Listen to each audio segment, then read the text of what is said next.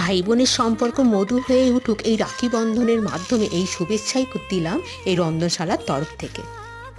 ঘরোয়া উপকরণ দিয়ে বাড়িতেই যদি একটা চকলেট বানিয়ে নেওয়া যায় আর উদযাপন করা হয় এই মধুর দিনটি, তাহলে তো কোনো কথাই হবে। বাদাম শুকনো খোলায় ভেজে খোসা ছাড়িয়ে মিক্সিতে একবার গুঁড়ো করে নিয়ে তাতে আবার মধু আর বাটার দিয়ে আবারও ভালো করে দুবার তিনবার ঘোরালেই কিন্তু তুমি পিনাট বাটারটা পেয়ে যাচ্ছ।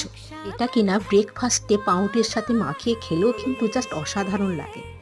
একদম নামি দামি কোম্পানির চকলেটের মতো চকলেট ছাড়া যে রাখি বন্ধনটা অসম্পূর্ণ, সেইটা সম্পূর্ণ করতে আমি কিন্তু নিয়ে নিয়েছি খেজুর, তার মাঝখানের বীজটা ফেলে দিয়ে তৈরি করে নেওয়া পিনাট বাটার মাঝখানে ভরে দিয়ে নিয়ে নেব ডার্ক চকলেট, সেটা লিকুইড বানিয়ে নিয়ে চকলেটে ভালো করে কোট করে একটা বাটার পেপারের ওপরে রেখে ওপর থেকে একটু বাদাম দিয়ে সাজিয়ে কিন্তু ফ্রিজে রেখে দাও।